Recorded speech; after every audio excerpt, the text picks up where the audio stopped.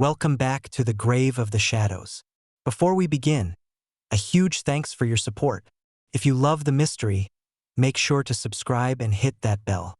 Now, dim the lights, and let's dive into tonight's chilling tale. Welcome to a story that has haunted the small town of Blackwood Hollow for generations, where power, corruption, and dark secrets were buried in the garden of Langridge Manor. What you're about to hear could change everything you thought you knew about this town. In the heart of Blackwood Hollow, there stood a mansion atop Raven's Hill, casting its long shadow over the lives of its people. Langridge Manor wasn't just a house. It was the symbol of an empire built on control, manipulation, and deceit. For over 80 years, the Langridge family ruled with an iron fist, controlling everything, from the town council to the local police force. To the townspeople, they were saviors. To those who questioned them, they were a nightmare. But no one could have imagined the horrors buried beneath the roses of Langridge Manor's garden. The family's power was absolute. They had everything: wealth, influence, and a dynasty that spanned generations. But as their empire crumbled, so did the carefully maintained facade they'd built over decades. And beneath it all, a garden. A garden that hid 7 graves, 7 lives taken to protect the family's empire. 7 people who had dared to cross the Langridges and disappeared without a trace. How did a powerful family like the Langridges fall so far from grace? What were the secrets they were desperate to keep hidden? This is the story of power, ambition, and the lengths one family would go to ensure their secrets stayed buried, until the truth finally came to light. In 1938, Blackwood Hollow was nothing more than a fading relic of its former glory. Once a bustling hub for the lumber industry, the town had been ravaged by the Great Depression. The mills that once provided jobs to hundreds of families now sat abandoned, their rusted machinery a grim reminder of better days. The streets, once full of life, were now lined with boarded-up shops and empty homes. The air, heavy with uncertainty, seemed to weigh down the spirits of the townspeople. It was in this bleak atmosphere that Harold Langridge arrived, bringing with him promises of renewal and prosperity. He wasn't the first to come to Blackwood Hollow, but he was the one who would change it forever. A banker from Boston with connections that stretched far beyond the small town, Harold saw potential where others saw only decay. The town's despair was his opportunity. With charm, wealth, and what seemed like an endless supply of resources, Harold quickly made his mark. He began buying up properties, starting with the abandoned lumber mill. Then, he turned his attention to the local businesses, purchasing them one by one. The town, desperate for any sign of hope, watched in awe as the Langridge name seemed to work miracles. New jobs were created, wages, though low, were paid, and for the first time in years, the town began to hum with the faintest buzz of life. Yet, not everyone was convinced by Harold's promises. Some of the town's longtime residents were skeptical. How could one man have so much power? And why did he seem to be controlling every aspect of life in Blackwood Hollow? But Harold was careful. He knew how to win people over. With every favor granted, every job given, he tightened his grip on the town's economy and its future. As he expanded his holdings, he also began to take an interest in the town's politics.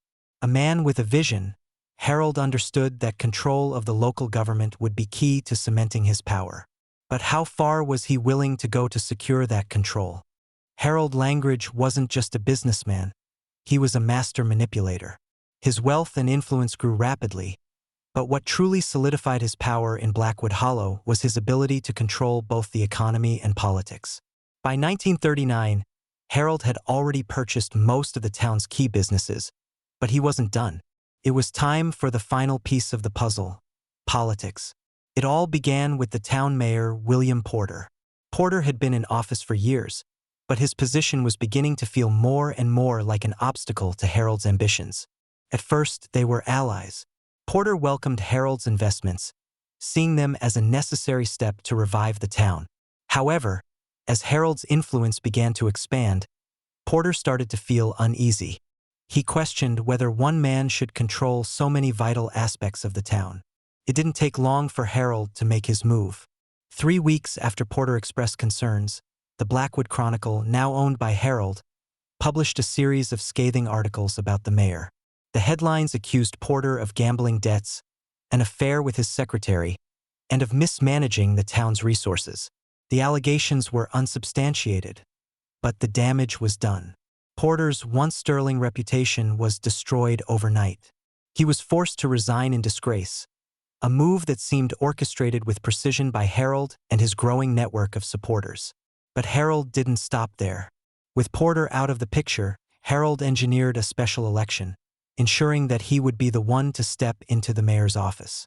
The town was tired of uncertainty and scandal, and Harold's promises of stability and progress resonated with the people.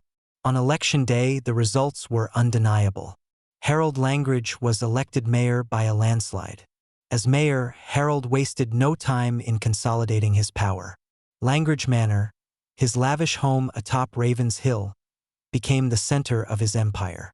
It was here that Harold held meetings with business leaders, town officials, and law enforcement. But the political control he exerted wasn't limited to just one office. Slowly, he began to place his allies in key positions across the town. The police force, the school board, and even the local newspaper all fell under his influence. It was no longer a question of who ran Blackwood Hollow. Everyone knew it was Harold Langridge. Under his rule, the town appeared to flourish. New businesses opened, and wages, though low, were paid on time. But those who resisted Harold's vision were quickly dealt with. Critics found themselves facing tax audits, sudden investigations into their businesses, or worse. Few dared to speak out, and those who did often disappeared without explanation. Among those who dared challenge Harold's growing monopoly was Thomas Green, the editor of a small independent newsletter. Green had started to question Harold's methods, especially how he had accumulated so much wealth during the Depression. In October of 1945, Green published an article questioning Harold's financial dealings and alleged the Langridge family had used unethical means to acquire property in the town. The article didn't name names, but the message was clear. Harold Langridge was more than just a businessman. He was a man willing to bend the rules to get what he wanted. A week after the article was published, Green's office burned to the ground. The fire was ruled an accident, caused by faulty wiring. Green, who had barely escaped the blaze, left town immediately, claiming it was no longer safe for him or his family. He never spoke of Blackwood Hollow again. In private, Harold seemed to revel in his ability to eliminate any threats. My grandmother, who worked as a maid at Langage Manor, overheard him speaking to one of his associates. "Power isn't taken," Harold said with a grin. "It's given freely by fools who don't recognize what they're handing over." His words sent chills down her spine. Even then, it was clear that Harold didn't just want control, he wanted absolute power. Over the next few years, Harold continued to tighten his grip on Blackwood Hollow. The town's council became a puppet show, with Harold pulling the strings from behind the scenes. Anyone who opposed him faced the wrath of his power, whether it was through financial ruin, social disgrace, or worse. But the Langridge family's rise to power wasn't just about economics or politics. It was about control in every sense of the word. And as the family grew, so did their hold on Blackwood Hollow. But with power came inevitable questions, and even some whispers of dissent. Yet Harold was untouchable. He had everything: the town's loyalty, its resources, and the ability to make anyone who stood against him disappear. The Langridge dynasty was secure, or so it seemed. As the Langridge family's grip on Blackwood Hollow tightened, the first signs of their true nature began to surface. At first, their control seemed benign, a new era of prosperity for a town that had long been in despair. Harold Langridge's influence over the local economy was undeniable, and he became the town's benefactor, the man who could do no wrong. But the cracks in this seemingly perfect facade began to show in subtle ways. The first true test of Harold's rule came when the town's mayor, William Porter, began to question the growing influence of the Langridge family. Porter, a man who had been in power for decades, had begun to grow wary of the unchecked expansion of Harold's empire. What started as polite concerns about the concentration of power quickly turned into a public dispute. It was at this moment that Harold's darker side began to emerge. In 1939, Porter raised concerns at a town council meeting about the Langridge family's control over nearly every significant aspect of the town, from the lumber mill to the local newspaper. He questioned whether it was healthy for one man to hold such sway over Blackwood Hollow's politics and economy. What followed was an immediate backlash, one that would come to define Harold's methods of dealing with opposition. 3 weeks after Porter's concerns were voiced, the Blackwood Chronicle, owned by Harold, published a series of damaging articles about the mayor. These articles accused Porter of gambling debts and even alleged an affair with his secretary. Though the accusations were nothing more than baseless rumors, the damage was done. The once respected mayor's reputation was tarnished beyond repair. Before Porter could mount any defense, he was forced to resign in disgrace, and the town was left without a leader. What Harold had done was simple yet ruthless. He had used his control of the town's media to destroy a man who dared challenge him. The power to control the narrative was just as important as the power to control businesses, and Harold knew this better than anyone. With Porter out of the picture, Harold wasted no time in securing his place as the new mayor. A special election was held, and Harold's victory was a foregone conclusion. The people, tired of scandal and corruption, were desperate for stability. Harold, the man who had brought some semblance of prosperity back to Blackwood Hollow, seemed like their savior. But to anyone paying attention, it was clear that Harold's victory wasn't just about politics. It was about solidifying his absolute power over the town. Even as Harold celebrated his election, my grandmother, who worked as a maid in Langridge Manor, couldn't help but notice the coldness behind his public persona. "The Langridges always get what they want," she once whispered, remembering the way Harold had manipulated the situation to secure his place as mayor. It wasn't just about helping the town, it was about controlling it. In private, Harold often said, "Power isn't taken. It's given freely by fools who don't recognize what they're handing over." His chilling words spoke to his understanding of human nature, how easily people could be manipulated when they were desperate enough. As mayor, Harold's power grew even more absolute. He surrounded himself with loyalists, placing his allies in key positions throughout the town. His control over the local police, the school board, and even the town's charitable organizations became total. Anyone who dared to speak out found themselves facing consequences, and those who remained silent were often the ones who benefited most. In a town where secrets were easily buried, it didn't take long for whispers of corruption and power abuse to spread. There were stories of people losing their businesses after speaking out against Harold's policies, and others who mysteriously vanished. But even then, no one dared to openly accuse the Langridges. To do so would be to risk everything. The chilling truth was becoming clear. The Langridge family was not only powerful, they were dangerous. Anyone who stood in their way was either destroyed or disappeared. The few who dared challenge them were left with little recourse. The town of Blackwood Hollow was being slowly suffocated under the weight of Harold's ambitions. And as the family's power grew, so too did the darkness at the heart of their empire. It wasn't until after my grandmother's death that I truly began to understand the full extent of the Langridge family's influence, and the dark secrets they kept hidden. She had worked as a maid in Langage Manor for nearly 40 years, serving the family through its rise to power and its eventual decline. To anyone who knew her, my grandmother was a woman of few words, always careful with what she said. But there were moments, in the quiet of the night, when she would whisper things that sent shivers down my spine. As a child, I didn't fully grasp the significance of her words.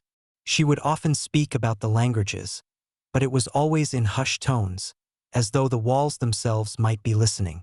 "The Langridges always get what they want," she would say, "and God help anyone who stands in their way." Her voice would drop to a near whisper, and her eyes would dart nervously around the room, as if she feared someone might hear. But it wasn't until after she passed away that I found her journals, hidden away in a small box under her bed. My grandmother, it seemed, had been keeping records of everything she had witnessed during her years working at Langridge Manor. The journals were filled with detailed accounts of life in the manor, of the Langridge family's strange habits, their unyielding control over the town, and the unsettling events that occurred behind the scenes. The more I read, the more I realized how little I truly knew about the Langridges. My grandmother had witnessed things that no one else could have known, things that would change the way I saw the town forever. She had seen the Langridges at their most powerful, but she had also seen them at their most ruthless. One of the first entries that stood out to me was from the summer of 1940, just after Harold Langridge had solidified his position as mayor. My grandmother wrote about the eerie way Harold and his wife, Ella Laner, had transformed the manor's gardens. Ella Laner, it seemed, had a particular obsession with roses. She spent hours each day working in the garden, cultivating an array of rare and exotic rose varieties. But what caught my grandmother's attention was the West Garden, an area of the manor's grounds that was always kept off-limits to the staff. Mrs. Langridge spends hours in the garden, my grandmother wrote.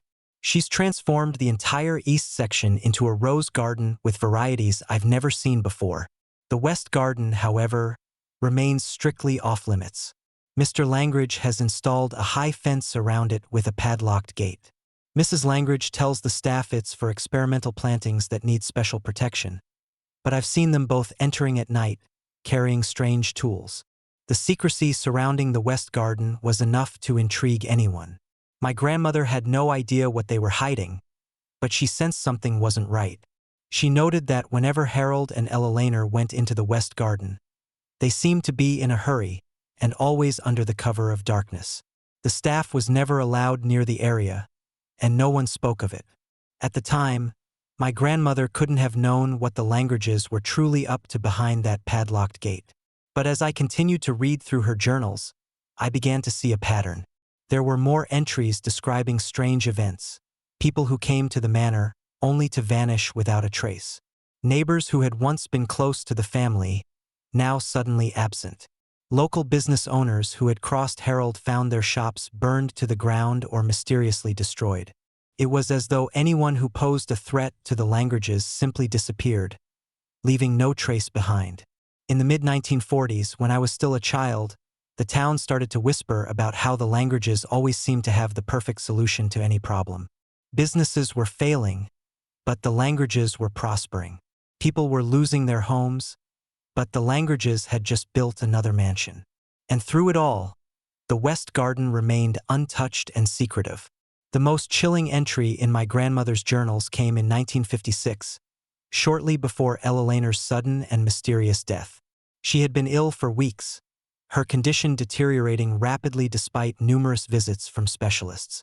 My grandmother noted that Ella Laner had begun to act strangely in the days leading up to her death, growing increasingly paranoid. The West Garden, Ella Laner had whispered to my grandmother just before her death. He thinks I don't know what it's for. Those words haunted me. What had Ella Laner discovered? What had she learned about the West Garden that led her to her untimely demise? And why did Harold, just months after her death, marry his secretary Victoria so soon after his wife's passing? The more I dug into the journals, the more I realized that my grandmother had witnessed things that had never been fully understood by the townspeople. Her accounts, along with old newspaper clippings, town records, and conversations with elderly residents, began to paint a picture of a family willing to go to any lengths to maintain their power. The Langridges weren't just controlling a town. They were orchestrating a dynasty of lies, manipulation, and hidden truths. One of the most significant discoveries came from a conversation I had with a former town council member.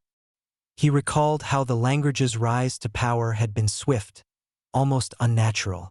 The town had never fully questioned the family's influence, but a few had noticed how people seemed to disappear without a word. Businesses closed down, yet the Langridges' wealth only grew.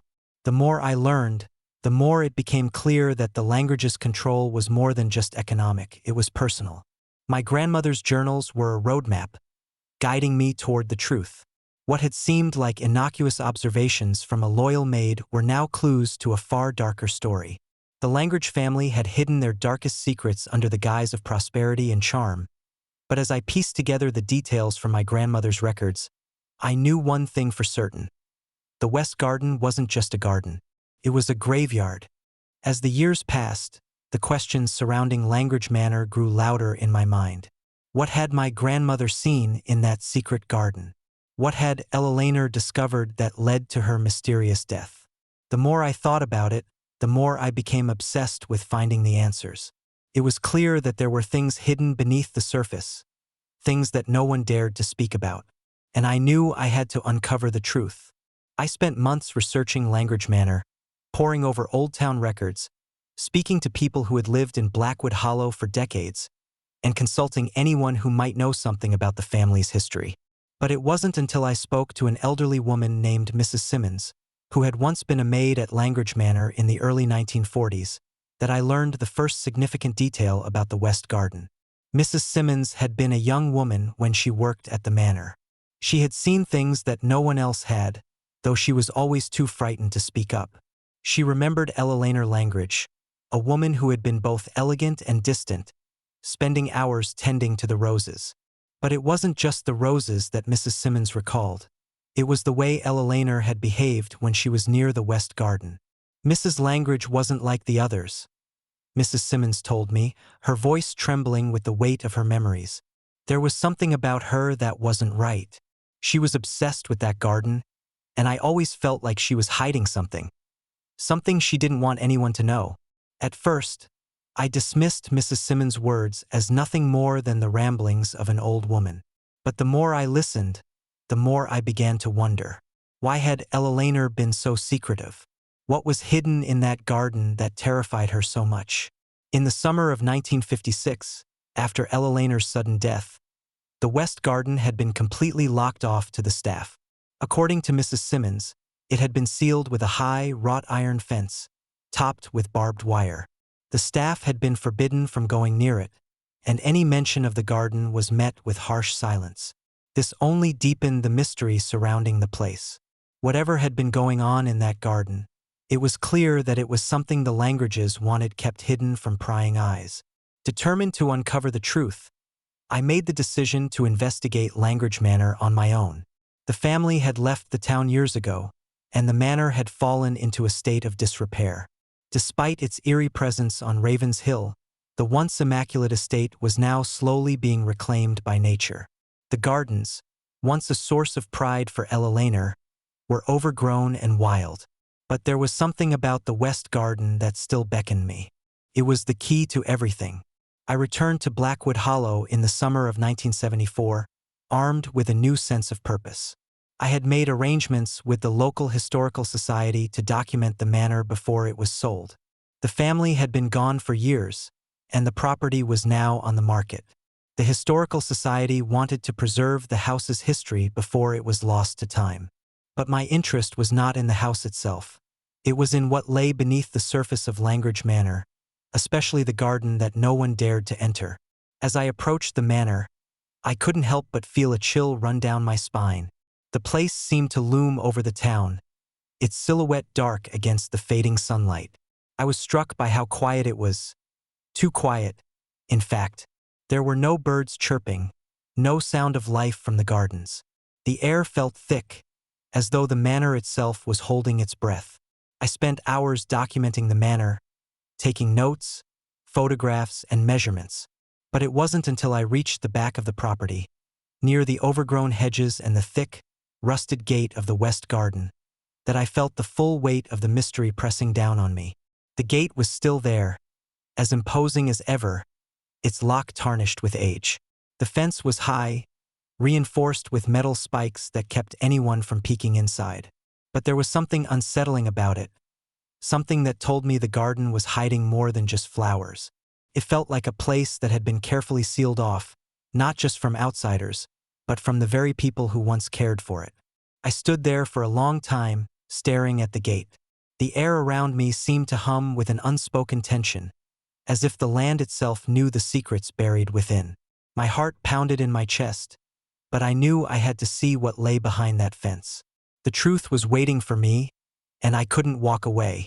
As night began to fall, I made my move. I returned to the manor that evening, alone, with a flashlight and a sense of determination. I had no idea what I would find, but I knew I couldn't leave without answers. I approached the West Garden quietly, glancing over my shoulder to ensure I wasn't being watched. The lock was old, its metal cold to the touch, My hands shook as I pulled out a pair of bolt cutters from my bag. With a sharp snap, the lock gave way. The gate creaked open, and for the first time in decades, I stepped inside. The garden was surprisingly well maintained. The roses, though wild and untamed, still held a certain beauty in their twisted branches. The air was thick with the scent of the flowers, and the moonlight cast eerie shadows over the ground. But as I looked closer, I noticed something strange, something I hadn't expected. The garden wasn't just a garden, it was a carefully constructed maze. Each section of the garden was divided by small gravel paths, leading to individual rose bushes. But these weren't just any roses. They were old, their trunks thick and gnarled. The bushes seemed to form a pattern, almost as if they were marking something important. My flashlight flickered as I approached the center of the garden. There, I saw it, 7 rose bushes arranged in a perfect circle. The soil around them was carefully tended, no weeds to be found. But what struck me most was the eerie silence that seemed to hang over the place. I knelt down beside the first rose bush, my hands trembling as I dug into the earth. The soil was loose, freshly turned. As I dug deeper, my shovel hit something solid. My heart raced as I cleared the dirt away, revealing what looked like fabric, decayed, but still recognizable. It was a suit, a fine wool suit, its fabric rotting with age. I recoiled in horror as I uncovered the first body, its features unrecognizable. The realization hit me like a punch to the gut. This was no ordinary garden. These were graves. 7 graves. 7 people who had been silenced to protect the Langridge family's secrets. The truth, buried beneath the roses, was more horrific than I could have ever imagined. As I continued to dig, uncovering each body, the weight of what I had discovered began to settle in. These were not mere accidents or disappearances. These were murders, planned and executed to maintain the Langridge family's iron grip on Blackwood Hollow. And I was the one who had uncovered it all. As I stood in the West Garden, my hands trembling and my heart pounding, I couldn't fully comprehend what I was witnessing. The garden, once thought to be a place of beauty and solitude, was nothing more than a graveyard of secrets.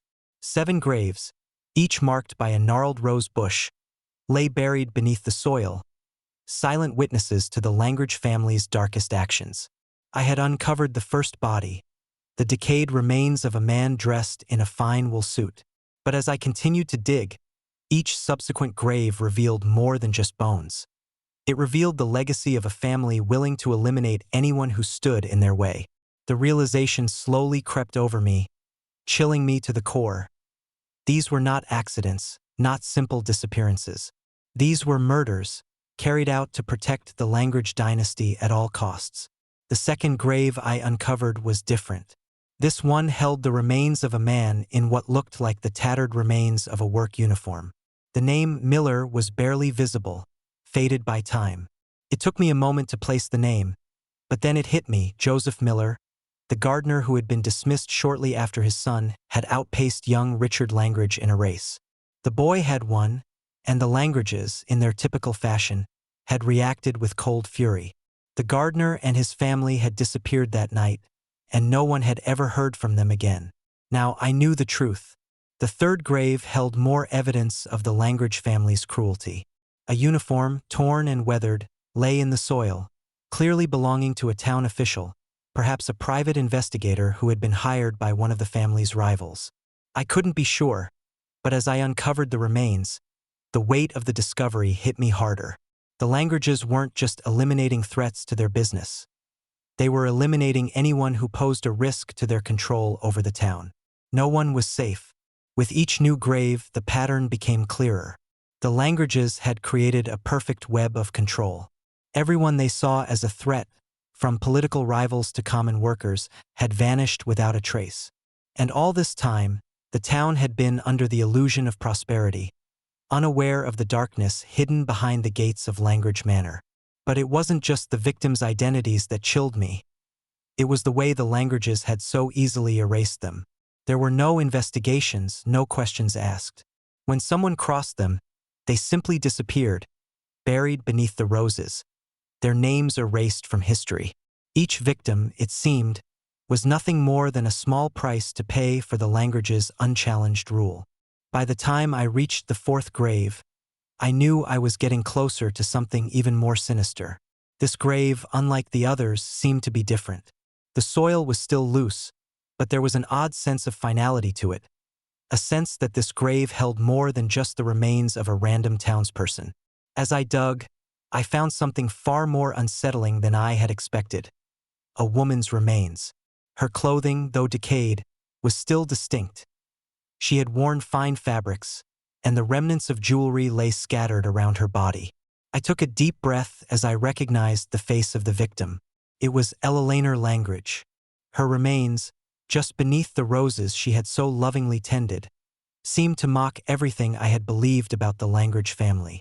Eleanor, the woman who had spent years working in the garden, who had meticulously cultivated each rose, had become yet another casualty of the Langridge dynasty.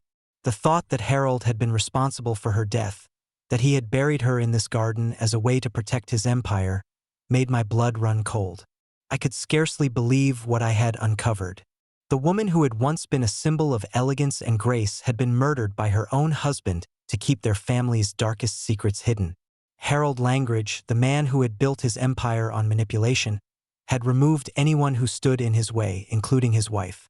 It was a brutal, cold-blooded act of control that spoke to the depth of Harold's ruthlessness. As I dug further into the next grave, my mind raced. How many more secrets did this garden hold? How many lives had been sacrificed to maintain the Langridge family's power? The sixth and seventh graves were more of the same, unidentified bodies, buried with the same cold efficiency. I had no names for them, but I knew they were just as important in the family's twisted history. Each person had paid the ultimate price for crossing the Langridges, whether it was a political opponent, a family member, or an innocent bystander who had dared to question their authority.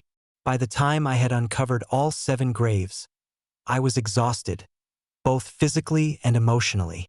The weight of what I had uncovered seemed almost too much to bear. These weren't just historical curiosities or distant memories. They were real people, real lives, taken to protect the Langridge legacy. I had uncovered the truth, and it was more horrific than I had ever imagined. But the discovery wasn't over. As I sat there, my hands still covered in dirt and blood, I heard a sound behind me, a rustling in the bushes. My heart skipped a beat as I turned to see a figure emerging from the shadows. It was the groundskeeper. The old man had been tending the garden for as long as anyone could remember, his family having served the Langridges for generations. I hadn't seen him when I first entered the garden, but now, here he was, standing just behind me with a shotgun in his hand. "Mr. Langridge has been expecting someone to come poking around eventually," he said, his voice gravelly and calm. "Been waiting for it since he had his stroke." "Who are you?" I swallowed hard, trying to steady my breath. "I'm just here to find the truth." The groundskeeper didn't seem surprised. He looked down at the graves and then back at me. "You think you're the first to dig into these old bones? You think Mr. Langridge hasn't known about this day for years?" His words were unsettling, but there was something even more chilling about his gaze. It was as if he had long accepted the horrors buried beneath the roses and was now waiting for the inevitable. "The Langridges take care of their own," he said, almost to himself, "and they make sure their loyal servants are taken care of, too." I stood frozen, my thoughts swirling as the reality of my discovery settled over me. This wasn't just about the Langridge family's history. It was about survival, and I had no idea what the family, or their loyal groundskeeper, was willing to do to protect their secrets. As the groundskeeper lowered his shotgun, I stood there, heart racing, my hands still stained with the soil of the Langridge family's secrets. The old man didn't make any move to stop me from taking the photographs I had gathered, nor did he make any attempt to remove the evidence.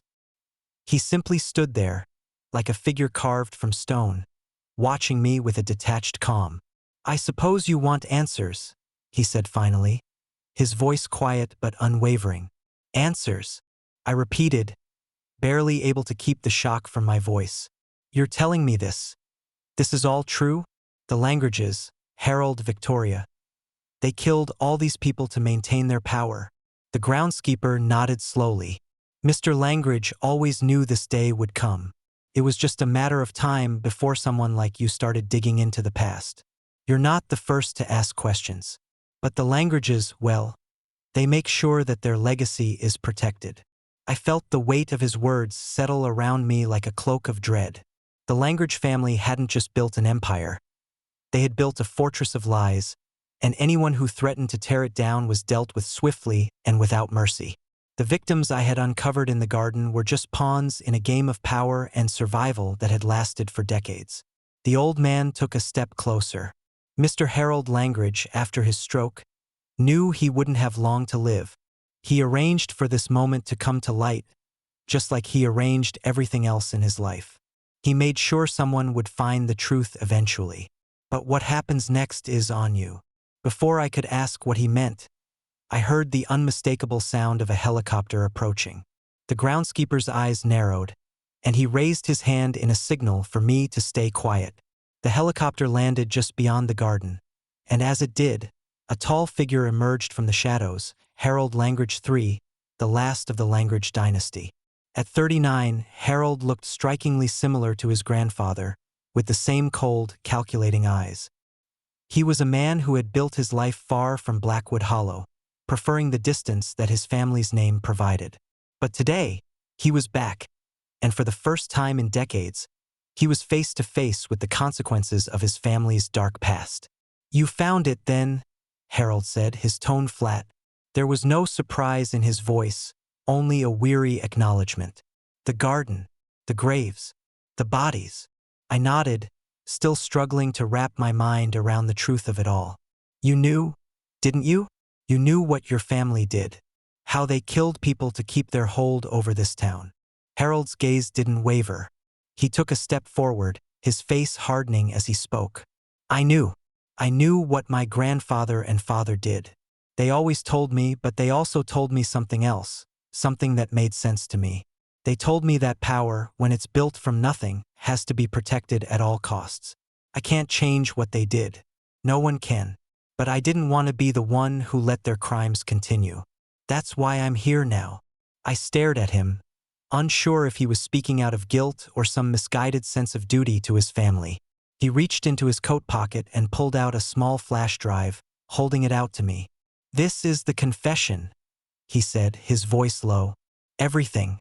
Names, dates, circumstances. My father recorded it before his stroke. He didn't want his legacy to end in lies. He wanted the truth to be known, even if it destroyed what we had built." I took the flash drive from him with trembling hands, the weight of what it represented heavier than anything I had ever held. "And why are you giving this to me?" I asked, my voice barely a whisper. Harold looked around the garden, his eyes lingering on the graves, on the roses that marked the resting places of the family's victims. "Because it's time. It's time for the truth to come out. My father spent his life building an empire, but he also spent his life burying bodies, both literal and metaphorical. I don't want my children to inherit this. I don't want them to live in a world where power and lies are the foundation of everything." The helicopter's blades slowed, and Harold turned to leave, but not before casting one last look at the garden. "The Langridge family will be remembered, but it won't be for the reasons my father and grandfather wanted. The truth will finally come out. It's too late for us. But maybe, just maybe, it's not too late for Blackwood Hollow." With those final words, Harold Langridge walked away, leaving the garden and its secrets behind. The helicopter lifted into the air, and soon he was gone, disappearing into the horizon as if he had never been a part of the town he had once ruled. I stood in the garden for a long time, my mind racing with the weight of what I had uncovered. The truth was no longer buried. It was out in the open, waiting to be seen. The Langridge family had shaped Blackwood Hollow, but now it was time for the town to heal. The cycle of power, corruption, and death had finally come to an end. In the weeks that followed, I turned over the flash drive to the authorities, and the investigation into the Langridge family's crimes took on a life of its own. The revelations shocked the town to its core, and as the forensic teams uncovered the remains of the Langridge victims, the truth became impossible to ignore. The Langridge name, once synonymous with wealth and power, was now tarnished forever.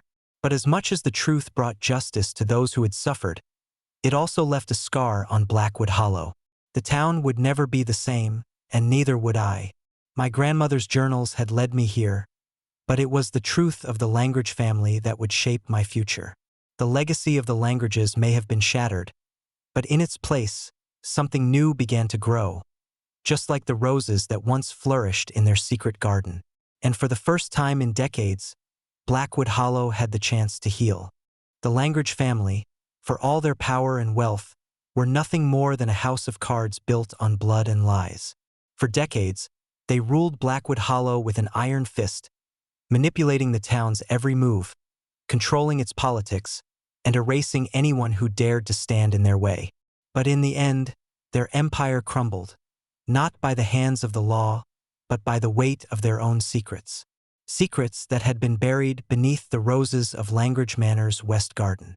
As I walked away from the manor that day, holding the flash drive containing Harold's confession, I couldn't help but reflect on everything I had uncovered.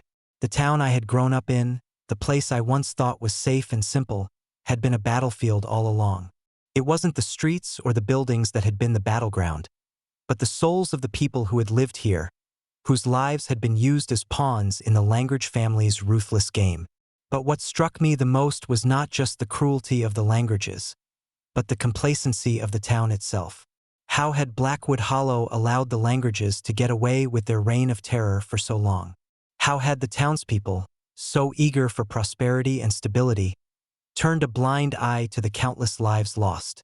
It was as though the town had been willing to overlook the darkness in exchange for a false sense of security. The truth had been right in front of them, buried in the soil of the garden, but no one had dared to dig. I thought about my grandmother's journals, how they had quietly chronicled the atrocities she had witnessed, how she had been too afraid to speak out. She had lived in fear for years, her loyalty to the Langridges blinding her to the truth. In the end, though, it wasn't just her fear that kept her silent. It was the overwhelming power of the Langridges, their ability to control every aspect of life in Blackwood Hollow. Their influence had been so great, so all-encompassing, that it had silenced the voices of those who could have fought back. But now the truth had come to light. The Langridge family's reign had ended, and with it, the long-held fear that had gripped the town for so many years. The investigation into the murders, sparked by the flash drive Harold had left behind, brought justice to the victims who had been buried in the West Garden. The town, for the first time in decades, could begin to heal. The victims' families, some of whom had long ago given up on ever finding closure, finally had the answers they had been waiting for. As for me, I couldn't help but feel a sense of bittersweet relief. The truth had been revealed, but the scars left by the Langridges would never truly fade. Blackwood Hollow had been built on lies, and while the truth had come to light, it would take time for the town to rebuild itself. For the families who had lost so much, for the people who had been forced to live in fear, there was no simple resolution. The damage had been done, and it was up to the town to figure out how to move forward.